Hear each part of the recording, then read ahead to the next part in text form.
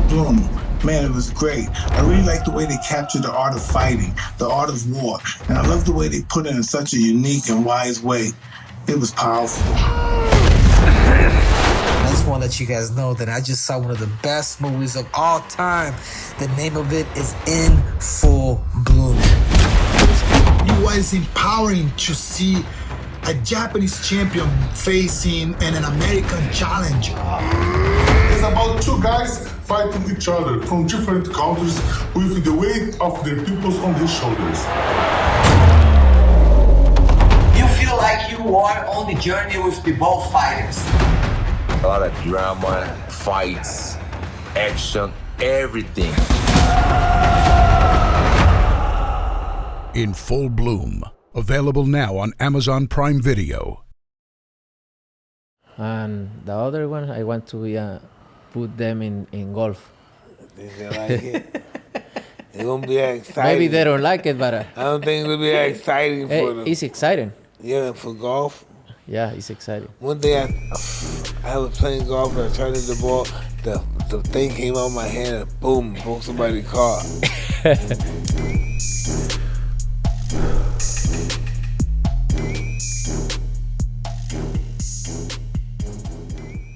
What's up, everybody? Henry Cejudo, a.k.a. Triple C.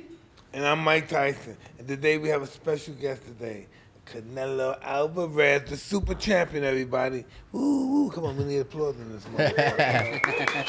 All right. We have his coach, Eddy, because you want to represent a two-time coach of the year, right? One. Soon to be two. So tell us, man, what's this all about, man? Who's the next guy you planning on fighting? I was at your last fight, man. This guy, the guy didn't come and killed him, man. He went there to make a payday. No, la verdad es que tenía que enfrentarlo para hacer la meta que tenemos, que es unificar en las 168 libras, pero tenemos esta pelea en mayo que es con Billy Joe Saunders, un gran peleador, y pues seguir colectando los cinturones en las 168 libras. Yeah, he said it was a mandatory fight for him, and then now he's up to bigger. Now he's going to move up to 168 pounds and beat up with Saunders, and he's looking to just collect more belts and more gold to his resume. The Billy Saunders is one of the champions. Yes, es campeón, no? Yeah, he's a champion for the WWII. Yeah, so he's cool. From who's from gonna be England. around the beach and no one can? What is just gonna be hanging out? Who you gonna fight? You move up to 78, 75? No, it's difficult to go too much way up. It's difficult for me. What about 60? Will you fight at 60? 168. Only 68? 168 is my way now, and I feel good. I feel in my best moment, so I feel like anybody can beat me right now. So who do you got to fight out there? Who do you want to fight? Anybody. You have nobody on the list? I'm just gonna fight the best fighter out there. Who's that? I'm gonna fight with Billy Joe Saunders. He's one of the best in 168. Yeah, I just fought in December, and last December, I fought with the number one in 168. I beat him, and then I'm going forward. Yeah, and this is the thing too, Mike. With Canelo, it's a rarity for a Mexican to be a champion at the weight class that he is, because you remember we have Barrera, all these guys are all like 20, 30, 35 pounders. I mean, this guy's moving up to 168 pounds, and which is again, it's a rarity for a Mexican. He's awesome, man. What do you ever think about doing outside of boxing? No, obviamente estoy haciendo mis inversiones. Tengo muchos proyectos fuera del boxeo. Yo ahorita, gracias a Dios, con mis inversiones pudiera retirarme del boxeo y sigo viviendo mi vida que vivo hoy, pero amo lo que hago, amo el boxeo y le voy a dar hasta que mi cuerpo ya no pueda más. Yeah, he said right now he's smart about what he does with his money. He's investing his money. I mean, but he's doing what he loves right now, and that's just boxing. But he says, he wants to live on the investment that he's done now, for the rest of his life. But right now, his priority, his love, is the sport of boxing. So how many fights you think you have before you retire? Maybe 7 years more. Oh, that's so awesome. How old are you, Canelo? Again? 30. 30. 37 ain't shit right in age. It's a baby. When did you feel at your peak, Mike? When did you feel like you're the strongest for you? No, I think he's different because he's heavyweight. He can go more years. Yeah. No, Yeah, because they normally do. Heavyweights last longer than the little guys. Es más, todavía pelea, dile. He says you already He said you're still fighting. Yeah. less weight is more punches. It's different. Yeah. Like I think there's more volume when it comes to like the lighter smaller guys. Yeah. You have to be elusive because there's so much incoming from smaller guys. They throw a lot of punches. Yeah. But then you guys, man, you know, you zig, you zag, and you get caught as a heavyweight, your ass is out. You know. Yeah, be careful. Yeah. It's tricky in there. It's tricky. Yeah, I'm kind of curious with you, Canelo. What were some of the Mexican fighters growing up that you felt that you admired? Because I remember growing up, we're somewhat similar age. I remember Barrera, Morales, like the whole trilogy. I started from my brother, my older brother. But and then Eddie showed me a lot of videos of Gilberto Roman, Julio Cesar Chavez, Mantequilla, Salvador Sanchez, not too much, but I don't saw him too much, yeah. But Smooth, right? Julio Cesar Chavez, Gilberto Roman, Mantequilla Nápoles. Yeah, I remember Nápoles too. Nápoles, you like Nápoles? He's Cuban who lived in Mexico. Yeah, because I'm curious.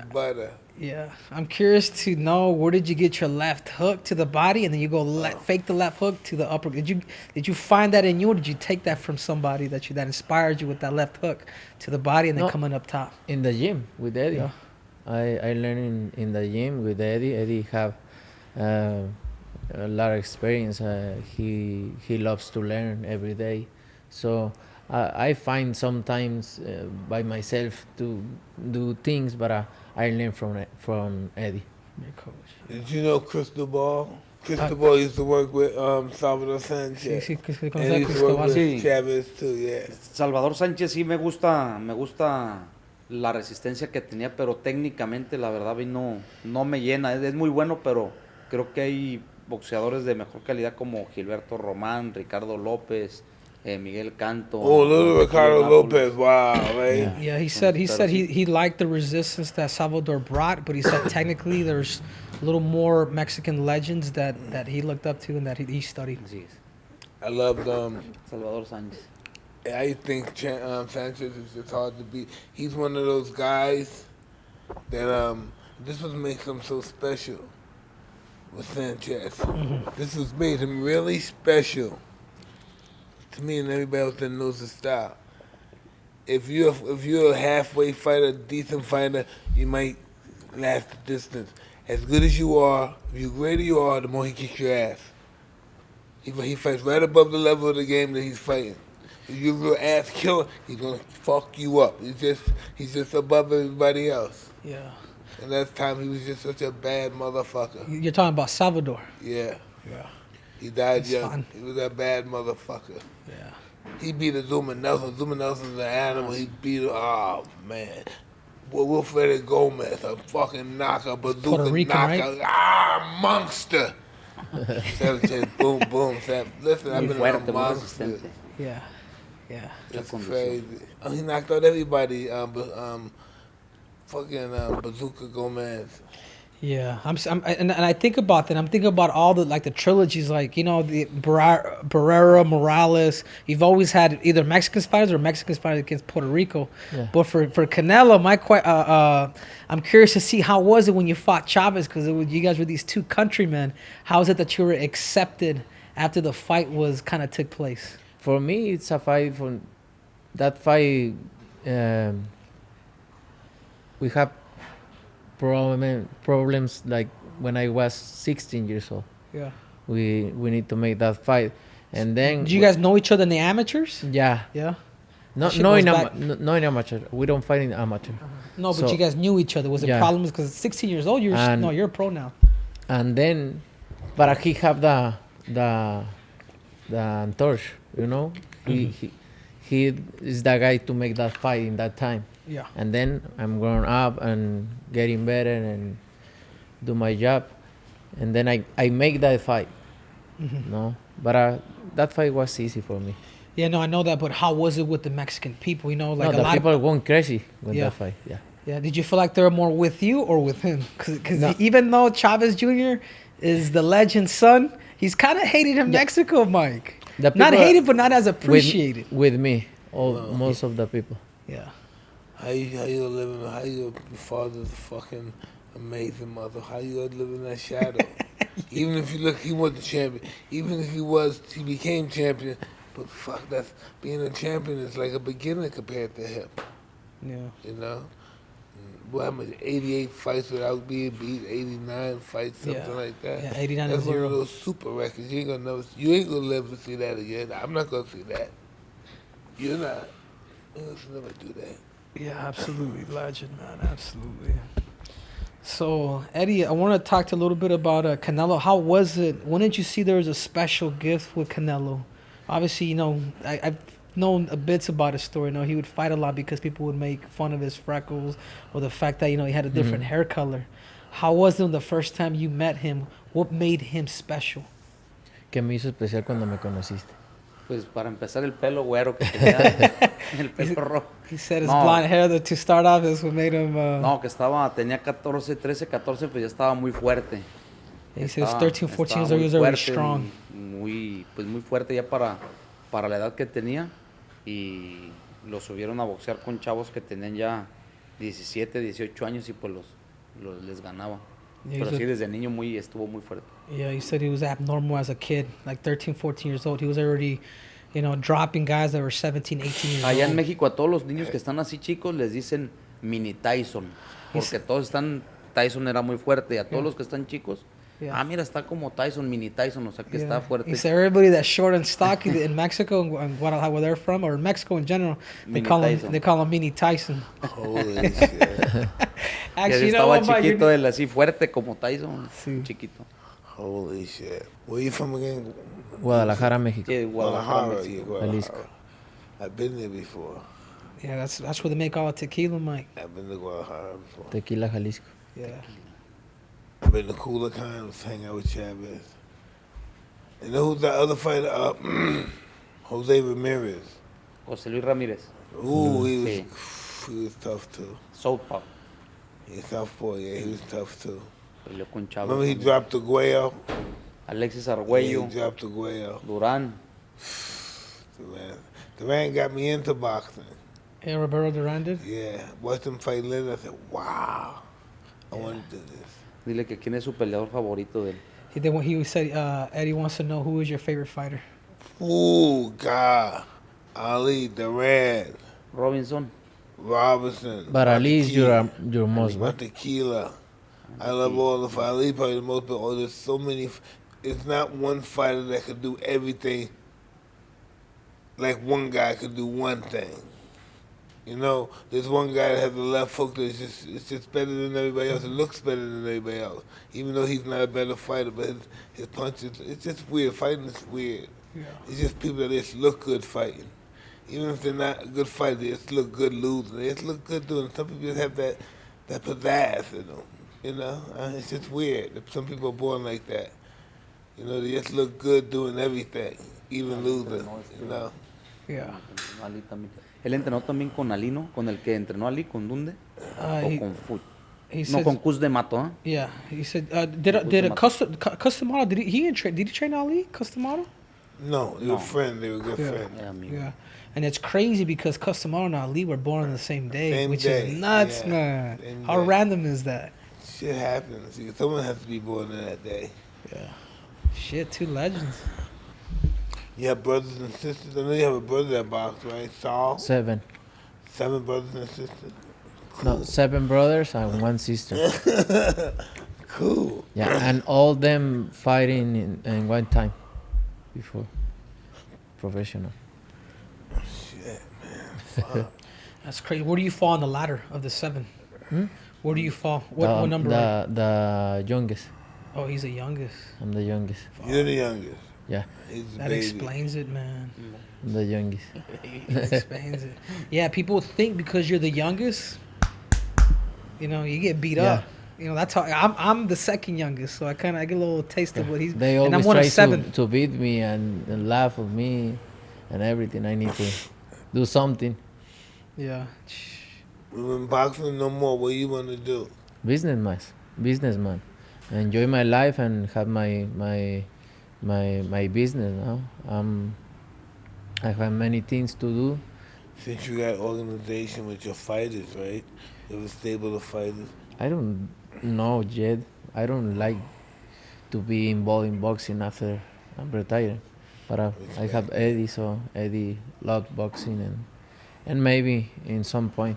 That sounds exciting. Yeah, it's just pretty cool too with Canelo, Mike, is because he's always stayed low with his coach. You know, rest in peace. You know, Customado. But I know, the loyalty that he has for his coach is the same loyalty you have for. You have to have loyalty. Yeah. You have to be prepared to do anything for one another. Yeah, because I remember watching an interview with Canelo. And they don't care. They don't care money. Of course they care, but the first thing they care is you, and then the rest of them.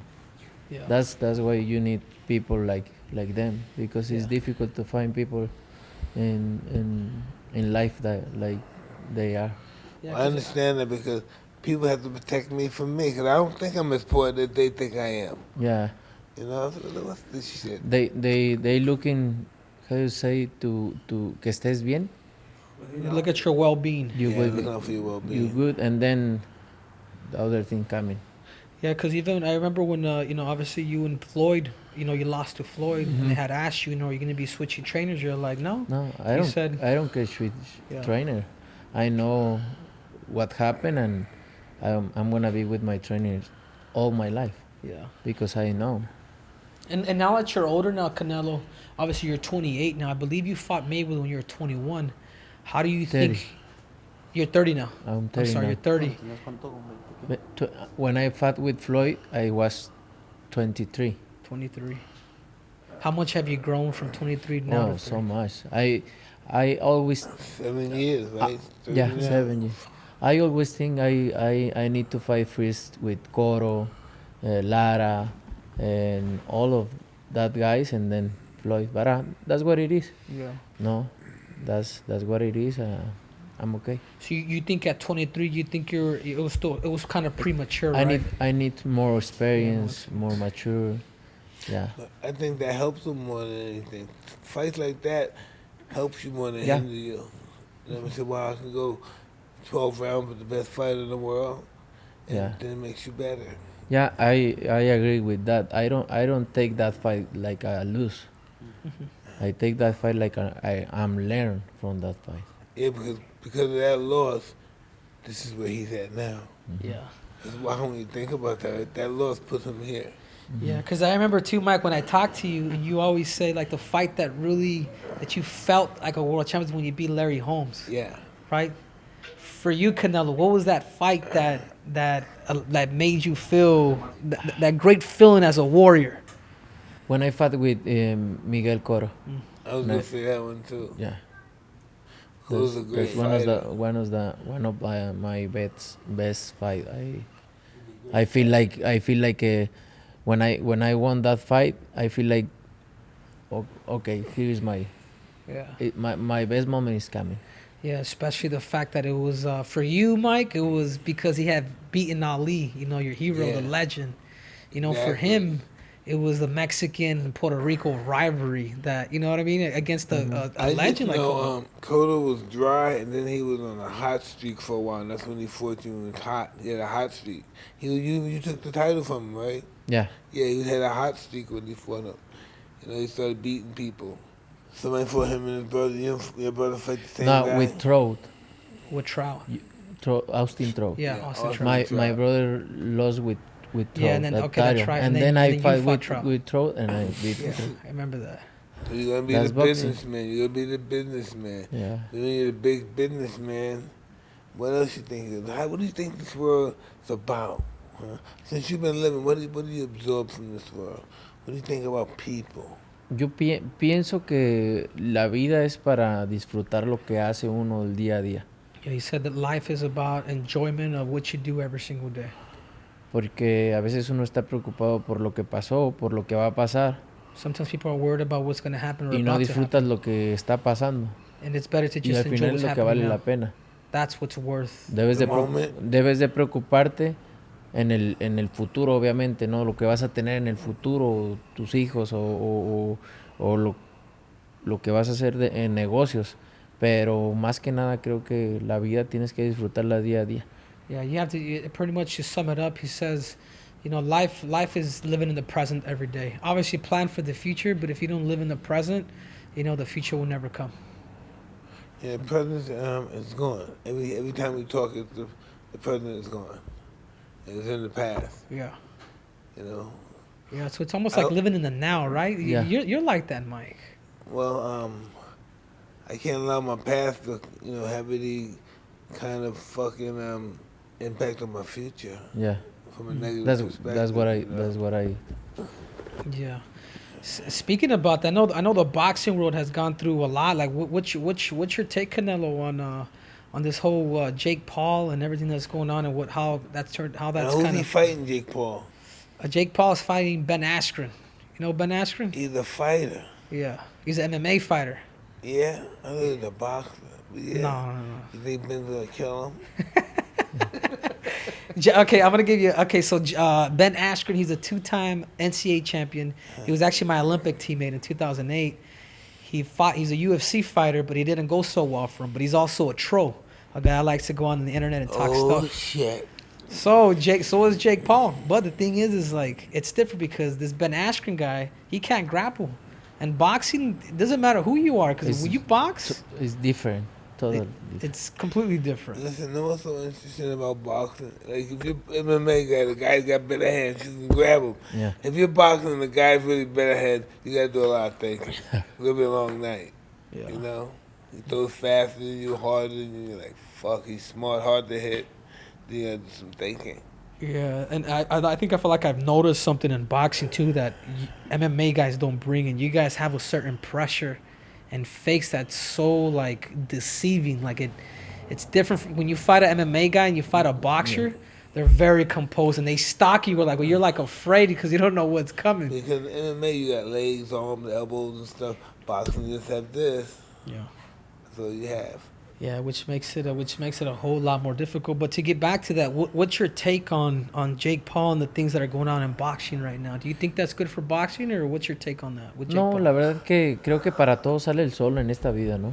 Para todos sale el sol y estamos bien con eso. Creo que cada quien puede hacer y deshacer su vida, ¿no?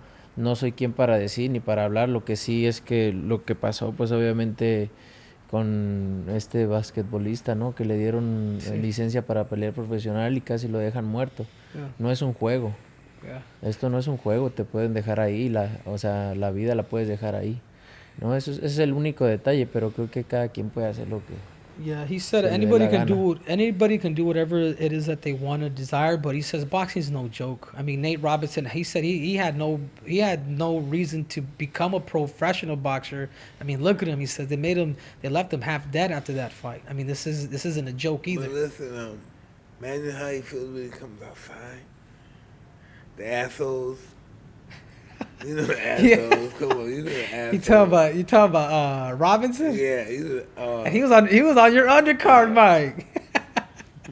You gotta deal with that shit. Dije que se bajó la cartera de él. He gotta deal with that. He gotta deal with that shit with his family and his kids. Yeah. ¿Cuándo vuelve a pelear, Mike? Eddie wants to know when are you gonna fight next? You can probably drop the news now, Mike. May. End of May. A finales de mayo. Where you fought? In May 8th. Same ring you fought in. Mm-hmm. May 29th, something like 31, something like that. Right where you fought, same ring. I'm going to fight May 8th. Yeah. The weekend of 5 de mayo. That's always packed. Travis used to always fight there. Yeah. Remember we fought the Azteca Arena in Mexico? Yeah, it was amazing. Yeah, that'd be cool. That'd be cool, Canelo, to see you do something like that. Like allow you to fight. I wanted to fight in Mexico the last fight, but with the pandemic, it's so difficult to bring people to the arena. Man, if you fight in Mexico, it'll be jammed. Oh man, Congestion city. Yeah, but Mexico, that stadium, I think it fits like 150,000 or something crazy like that. Yeah, Chavez sold that place out at Aztecia. Yeah. So you said about 100,000. He sold it out, and it was still more people wanting to come in. Chavez is a monster when he was fighting. Yeah. It's just, you couldn't, it was like the president walking down the street. And then the Mexican community, Vegas, Colorado, he's a fucking god. Yeah. No shit. Yeah, but it's almost like this too, because you think about somebody like Chavez, Mike, you know, and it happens to a lot of boxers, unfortunately, but, you know, they fall into kind of that trap of... Listen, money is an art. It's an art in taking care of money. You know, some of the greatest businessmen, they make great, but they don't know how to take care of money. It's really hard. It's really hard. It's an art. Yo creo que lo más difícil en todo esto no es el tener dinero. So the hardest thing is not about having obviamente del dinero viene la fama, pero la fama es lo más peligroso que puede haber en todo. The fame is the most dangerous thing that could ¿Por qué? Porque viene gente a quererte llevar aquí, a ofrecerte Why? Because there's people that come in and they offer you everything. Te meten en problemas. They put you in problems. Yo creo que la fama es lo más peligroso que puede haber. He said the fame is the most dangerous thing. Do you agree, Mike? Well, let me tell you. I'll say something different. It's the same thing, but it's just a different word. I think that camera right there is a narcotic. Mm-hmm. It's a narcotic. Once you see yourself on there, you see, wow, I could look better if I did this. And then you're hooked. Yeah, listen, all of us, we're fucked up. We're fucked up, right? We don't even know it. We think we're arrogant, we're cool. This fucks us up. Yeah. We even change our attitudes, because we're conscious of our consciousness while we're here. Sí, look at you. O sea, look at. This is a drug that changes you once it's on you. You change. You change automatically. Yeah, you guys are almost saying the exact same thing. I mean, he's saying the fame, but obviously you're getting you're more in the little macro saying, hey, it's more, almost more self-love, would you say? Mm-hmm. No. This is what self-love is. Self-love is doing for him what you want done for yourself. Mm-hmm. Self-love is not internal love, it's external love. Quiero entender esa parte bien. Sí, él dijo que el amor así querido no es de ti. El amor realmente querido es hacerle de regresar el amor para otra persona como si fuera el tuyo. ¿Sí me entiendes? De regresar lo que está... de lo que tú sientes a mantener eso con la persona que tú amas. Uh-huh, sí. Y tener esa relación. Sí. Eso es el amor así querido. Real, sí. Yeah, but I think that might be more vanity. Well, oh yeah. You know what? Turn the camera on. Listen, vanity has its place too. You know, it has its place for people with the lowest self-esteem, and they look in the mirror and they love themselves. So vanity has its purpose. When you think, don't you go in the mirror all the time? Yeah, I'm like. That's what we do. I says, I'm just glad I'm not losing my hair, Mike. Well, it looks good, man. It looks good. I see myself in the mirror. I'm a short-ass dude. That's what I see. Nah, man, you're a giant. Yeah, I appreciate it. You have babies? 3. 3? How old? 13, 2 and 3. Holy shit. 13 is a boy? Huh? Yeah. I have a 12-year-old daughter. She's like a prodigy in tennis. Tennis? One of the best in the country. Nice. She will be pro one day. Nice. Yeah. She can do it. So what do you do with your kids? My older daughter riding horses. Horses? Jumping. Oh, wow. It's just, she's a champion in Mexico. And the other one, I want to put them in golf. They like it? It won't be exciting. Maybe they don't like it, but... I don't think it'll be exciting for them. It's exciting. Yeah, for golf? Yeah, it's exciting. One day I was playing golf and I tried to hit the ball. The thing came out of my hand and boom, broke somebody's car. Hey, wow. I think the same as you. When I don't play when I went before, when I don't play golf, I say it's boring. It's boring. When I start playing, oh, it's That's what everybody tells me. amazing. It's a hangout, you're talking shit with your friends. Amazing. It's a Everybody's- hard Everybody's sport. cheating too, right? People cheat. Yeah, it's a hard sport. Huh? Hard, very hard. Psychological Yeah. sport. Yeah, how is it with your kids, Canelo? Obviously, you're a superstar, in Mexico. It's all across the world, but especially, I can only put myself in your kids' shoes.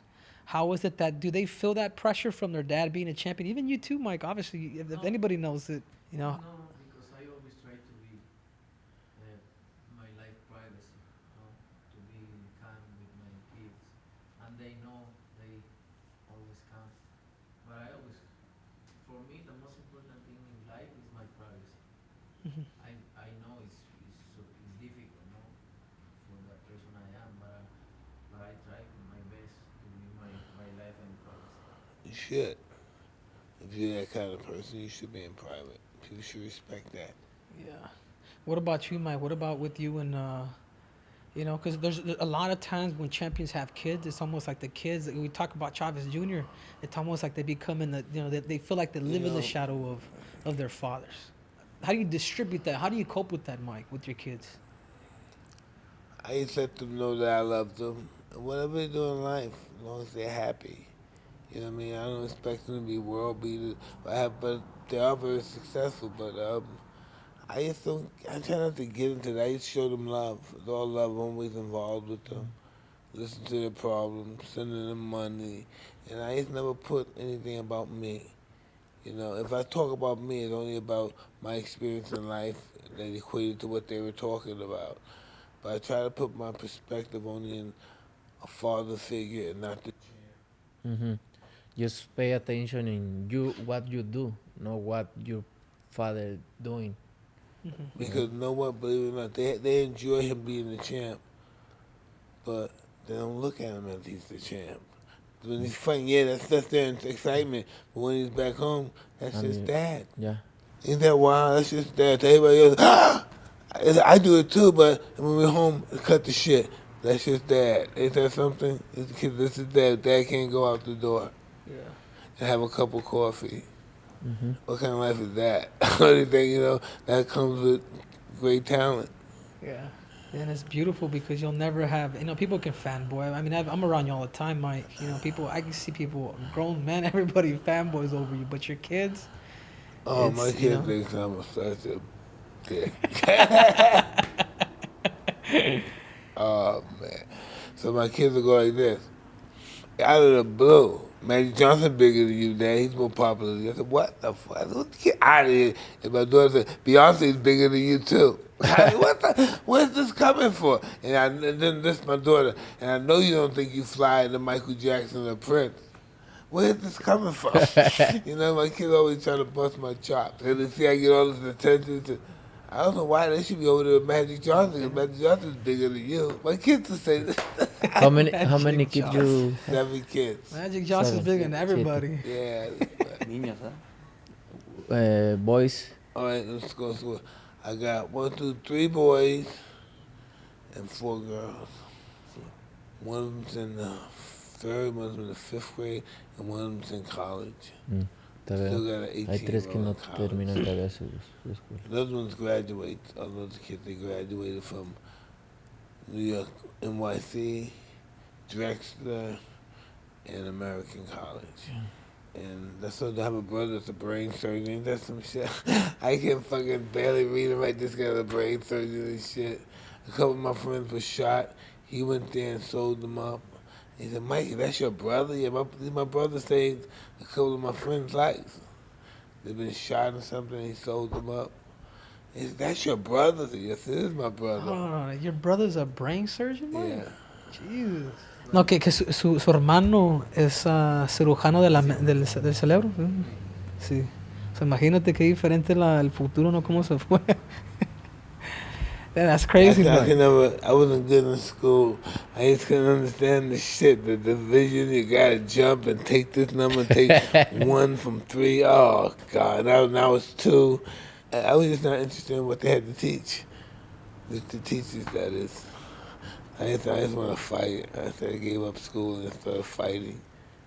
I'm the same. I don't like the school. No way.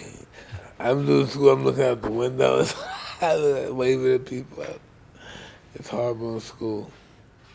Dan, that's crazy, Canelo. The question that I have for you is like, how do you see yourself in sports? You know, obviously you have the LeBron James, the Ronaldos, people that have made a huge impact in just sports in general. You know, where do you place yourself amongst a lot of these legends that have done big things, and not just boxing, but in sports in general? No, pues obviamente dejar una historia, un legado, y más que nada, pues para nosotros los latinos es muy difícil que nos respeten en Estados Unidos, ¿no? Entonces, de hacer que nos respeten aquí en Estados Unidos, obviamente como peleadores como nos respetan demasiado porque somos de los más fuertes que hay, ¿no?, en el mundo. Pero más que nada en el lado del negocio siempre nos hacen menos. Entonces eso es lo que estoy haciendo, y que cada peleador que venga aquí a Estados Unidos a conquistar, pues ahora sí que a buscar todo, pues dejarles que podemos hacer lo que sea en cualquier parte del mundo, ¿no? Y que nuestra palabra vale muchísimo. Yeah, he said to represent, his legacy wants to be to represent the Latino community as much as possible. He doesn't feel like they're respected as much as they should be, whether it's in business or just in life or just here in the U.S. for that matter. He wants, you know, his legacies to be respected, not just as a boxer, because they all respect the Mexicans, especially in boxing, but just in general, he wants to make that impact and change it in that way. What is he willing to contribute to make that reality? Que si estás dispuesto para construir, para hacer todo eso. Sí, claro, lo estoy haciendo, y estoy dejando el ejemplo de lo que estoy haciendo, que cuando tienes las capacidades de ser el mejor, tienes también las capacidades de ser lo mejor también en el negocio, ¿no? Y eso es lo que estoy haciendo. Yeah, he said he's doing it now with his example. He says if you can become the best at a certain craft, you can become the best at life and just in general. So he's doing it now. I mean, he's got, you know, he wants to fight for the next 7 years, which that's a long time, Mike. No, 7 years ain't shit. 7 years will come so damn fast. You're gonna see so many people grow and die and all that stuff. 7 years is nothing. Yeah.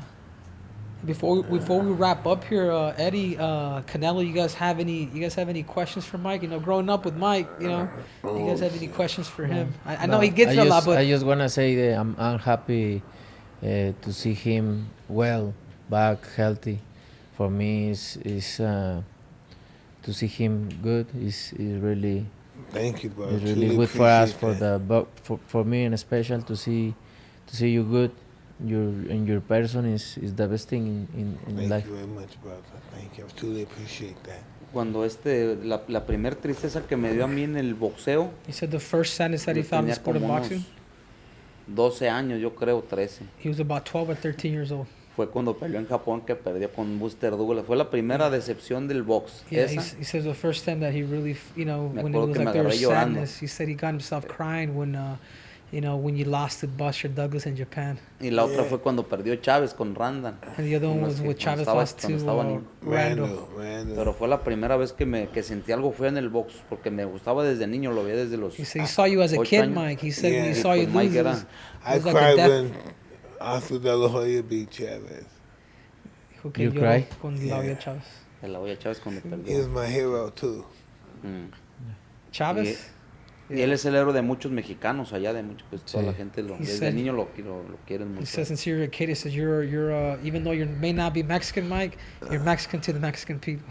Well, I'm Mexican children. Oh, you tiene hijos mexicanos. That's cool, man. Well, guys, thank you for the show. Any other last questions, man? This was fun, man, to get a chance to talk to, you know, two living legends. I'm just tripping, you know, he's a cool kid. I never had a chance to sit down and have a conversation. He's a really good guy. Thank you, Mike. Yeah, Mike, you guys have a lot of similarities, Mike. Get a chance to hear his philosophy in life and yours. It's awesome to hear. Life is what you make it. Whatever you think you are, a smuck or a great guy, that's what you are. You're right. Muchachos, guys, thank you so much for for joining us. You did a great job, though. Thank you, Mike. Thank you, man. You better tell Uncle Rob, man. But I appreciate it. You did a great job. No, to me, it's an honor, Mike, to be able to, Vamos a practicar más inglés para la próxima vez, hablar más de más cosas. I'm gonna learn more English to speak. English is cool. Spanish is cool too. Don't forget that. I know some people they come here and forget all and don't talk Spanish no more. No. Yeah. Spanish is always. Always remember where you're from. Yeah. That's all you got. Thank you for everything. Good, guys. Thank you, well, this Mike. is Thank you. Hotboxing with Mike Tyson. I am your co-host, Triple C, Henry Cejudo. And I'm Mike Tyson, and we're out.